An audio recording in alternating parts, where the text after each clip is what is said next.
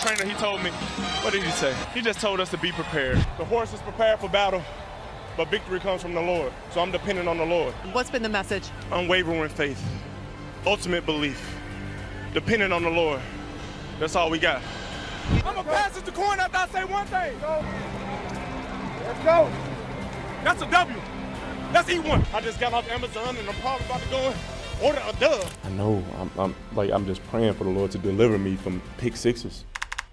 Jameis Winston has become one of the most polarizing figures in the NFL. A lovable guy who seems to enjoy the game for what it is. But how did he get to that point? You see, while some people cannot stand his antics, I would cut Jameis Winston today. Others love him for being his authentic self. You can't do this, but Jameis can. I have so much love for this dude. From all the guys that I know that have played with him, everybody loves him. Whether right or wrong, he continues to be who he has always been. You never know what the man is going to say or do next. As a result, he has gained even more love by fans no matter what team he plays for. However, it hasn't always been that way. He has had his share of bad, odd, unfortunate, and awkward stories before he became the man that everybody loves today. In order to tell the complete story, the journey of the funniest man throwing the pigskin in today's NFL, we have to rewind and tell it from the start.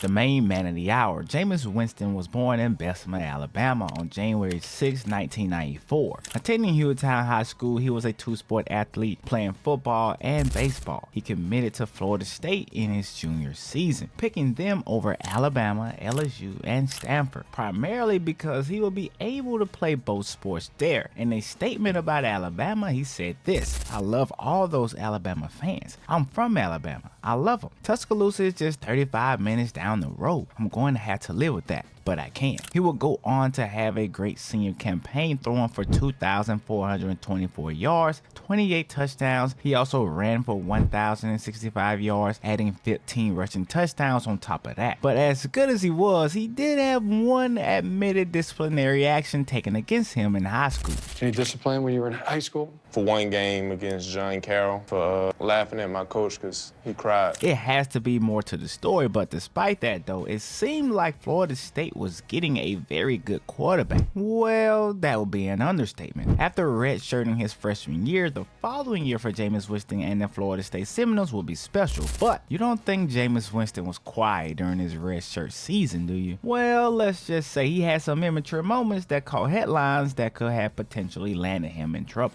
November 25th, 2012. According to the report, Winston and teammate Chris Casher were stopped by police at gunpoint while using pellet guns to shoot at squirrels on a campus bike trail. Not long after that, it was reported that there was a BB gun battle at the apartment complex Winston stayed at. Each denied taking part in that particular BB gun battle, but they noted that they had been involved in such incidents in the past with several other Florida State teammates, which over a period of time cost around $4,200 worth of damages, which they had to pay back. July 21st, 2013, an assistant manager at a Burger King near the campus of FSU called 911 and alleged Winston entered the Burger King with 3 other guys and started filling up ketchup cups with soda without paying for it. No charges were ever filed. And I talk about these two situations to say this: when Jameis Winston first stepped on campus, he was simply an immature kid hanging out with his friends and doing whatever they did, not thinking about a single consequence. But that wouldn't and should not diminish the fact that at the end of the day, all Jameis Winston wanted to do was ball on the field and put a smile on the face of whomever he came in contact with. So those incidents did not stop Jameis Winston from taking the college football world by storm. In his first season as the full-time starter, Florida State went undefeated. Winston went on to win the Heisman Trophy, becoming just the second freshman to do so. He led Florida State to the national championship game against Auburn, and after falling behind 20-3, we would see a magical performance. Florida State was stormed back in this ball game with a win over the Auburn Tigers on a very special day, Jameis Winston's birthday, and the way the game ended could not summarize the season any better for Jameis Winston than this. A dreamlike ending on a magical season for Jameis Winston and the Florida State Seminoles. Jameis Winston Winston finished with 4,057 passing yards, 40 passing touchdowns to just 10 interceptions. But let's hear from the main man of the hour, who I remind you just threw a touchdown pass for the win in a national championship game with 13 seconds left on the clock.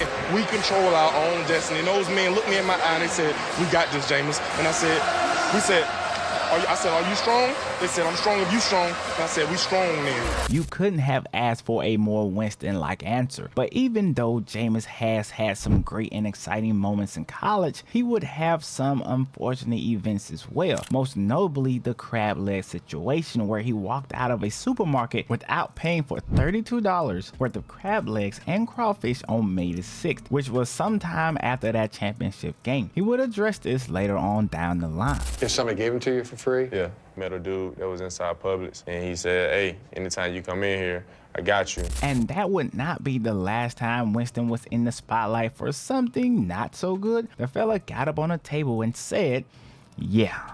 James will go on to apologize for the entire thing. He will also get suspended for that 2014 matchup against Clemson, but the thing that makes this interesting is the fact that he showed up to the game, warmed up and everything, until head coach Jimbo Fisher told him to go and change. I think he just wanted to be out there with his boys, even though he knew he wasn't going to play. But what people don't know about this story is the fact that he helped backup quarterback Sean McGuire prepare for the game against Clemson, as shown in this statement by Sean's father. Everybody can say what they want about Jameis in the media and stuff. My whole family, we have nothing but the utmost respect for that kid for what he did for Sean last week. From Wednesday on, he prepped Sean and was by his side the whole entire time. Another class act. After the game, he went up to Sean and goes, "I want to meet your parents." We were in the locker room and the kid came up to us, and he didn't have to. Shook my hand, gave my wife a hug, and said, "Congratulations. This kid did a great job," and enjoy the moment. A moment that before making this video I never knew, but it shows the character of Jameis in a way the mainstream stories from that time did not show. He did not have to help Sean the way that he did, and he definitely did not have to go up to his parents and say the same thing, but you know that meant a lot to them. And there are a lot of things you can call Jameis Winston, but a bad teammate, I do not believe, is one of those. And although he did not have the same success in 2014 as he did his Heisman season, Florida State did end the season with a 13-1 record, with their only loss being to Oregon in the Rose Bowl. Winston finished with 3,907 passing yards, 25 touchdowns, and 18 interceptions. And although he had 2 years left of college eligibility, he decided to go on to the NFL draft, where he would be selected #1 overall by the Tampa Bay Buccaneers.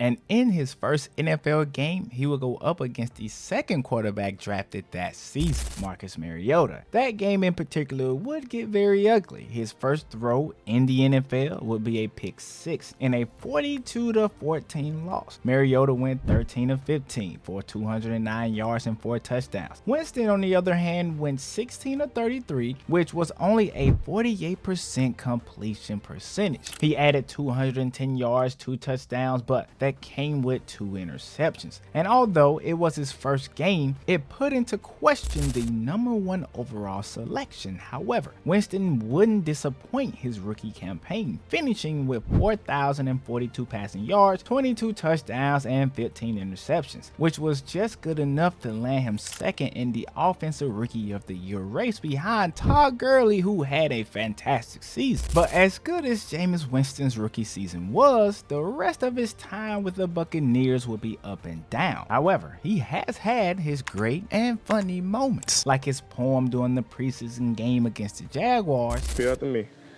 1, 2, 3 into the 4. 1, 2, 3 into the 4. The Bucks, Q's, and C's coming out that door. The Bucks, Q's, and C's are coming out that door.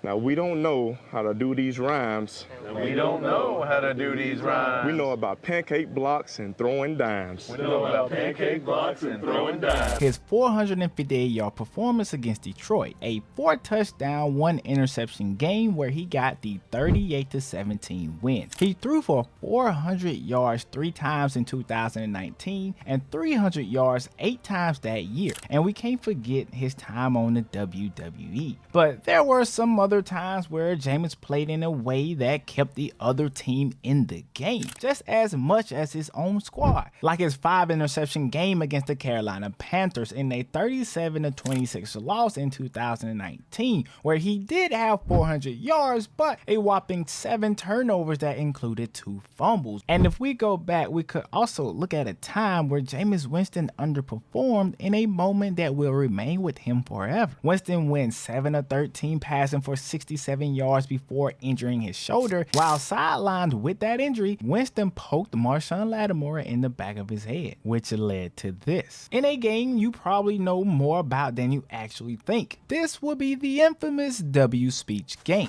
After I say one thing, I want everybody to look at me. I'm going to pass it to Corn after I say one thing. Let's go. That's a W.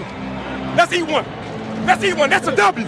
How many people want to eat a W tonight? How many eat a W tonight? Years later, he actually explained this. The first 4 letters of my last name spells out wins. Yep. Go and fact check me. It's probably right on Wikipedia. Do y'all remember the soup? The alphabet soup? Yes. You know what I'm saying? Of course. I always just talk about like, hey, we scraping the bowl today. We eating up everything, right? And we only looking for dubs in the alphabet soup. There's a lot of different options out there, but we looking for W's. We eating all the W's in the alphabet soup. Like so, I took the W out the soup. I already had the W ready and prepared. Yeah. I think it went left when I started actually eating the W. Yes, I agree. And when I ate the real W, and then proceeded to dap up Deshaun Jackson. Yeah.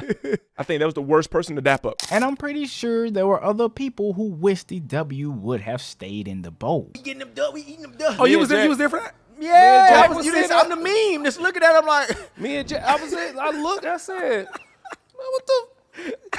I was like, dog, what is you doing? And I remember Cam Bray said, Tight end. Yeah, he said, come on, Drew, that's our quarterback. I said, man, shut up. I don't care about that. What you talking about? Why is he doing that? Which is the crazy part is, Quan was supposed to give the speech. Jameis pushed him out the way. I got it, Quan. Hold on. Then he did that. I was like, what was going through your mind? I was like, bro, what is he on? What was going through your Bro, mind? the thing is this is where we at. I'm glad not playing no more because we can just tell how it is. We can just talk. We got in the locker room. It got worse. It did. It got worse. Yeah, it did. Right before we ran on the field, he was like, hey, this is one of them games. Sometimes you guys just pull it out, show them whose is bigger. Right before we ran on the field.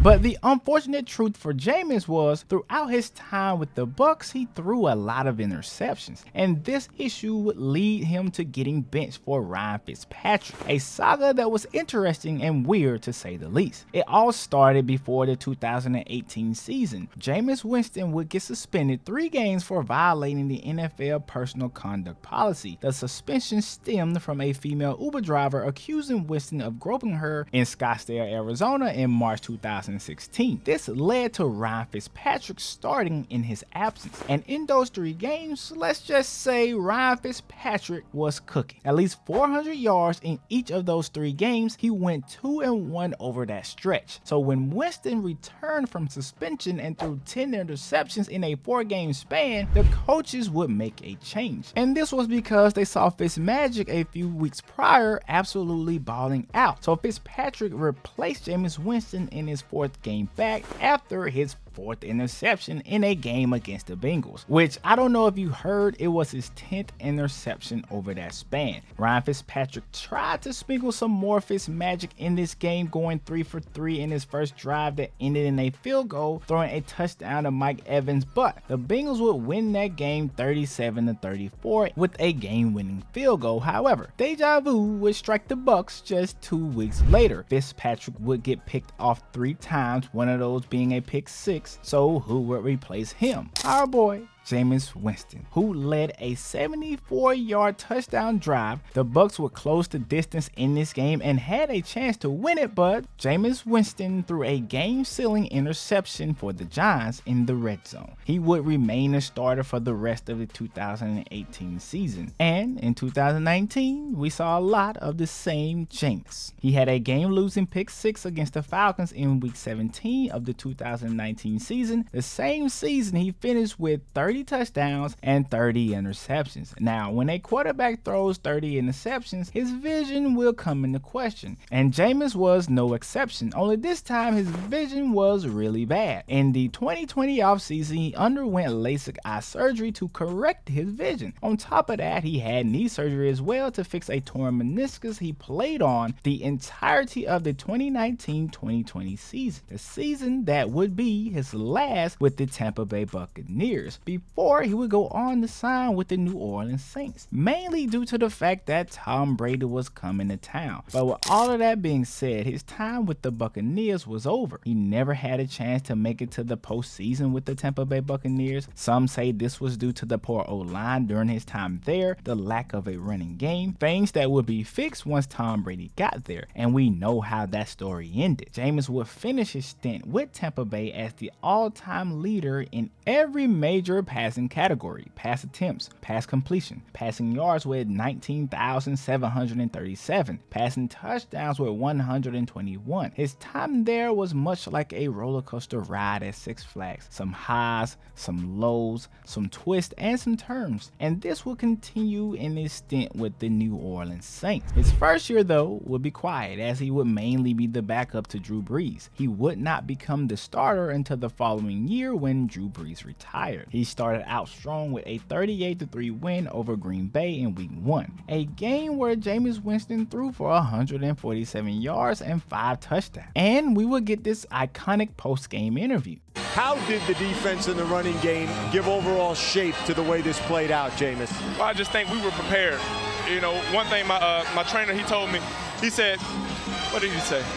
He just told us to be prepared. Unfortunately though, Jameis Winston in Week 8 would tear his ACL and be out the remainder of the year. The Saints would go on to win that game, and that ACL tear did not stop him from celebrating the win. The following 2 years he would mainly be a backup. In 2022 he began that year starting, but suffered a back injury and was replaced by Andy Dalton. The following year the Saints signed Derek Carr, but Jameis Winston would see action this year in one of the most controversial moments of 2023. That caused you to not be successful.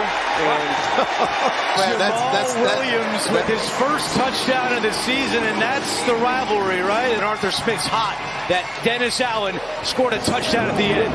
He is hot. He said, "What are you doing?" And he's going at Dennis Allen. I understand that. The fact that they ran a play in victory formation took the internet by storm, and there were a lot of mixed reactions. Well, I apologize to DA because the play was victory, but I also explained to DA that it was a team decision, and I think when you have a team morale, and I asked the guys, I said, guys, like, what do you want to do? We know how much Jamal means to this team, and I understood from DA's perspective, so I give him that. DA didn't condone that at all. However, we decided as a team to do it, and man, we got an interception to the 1 yard line.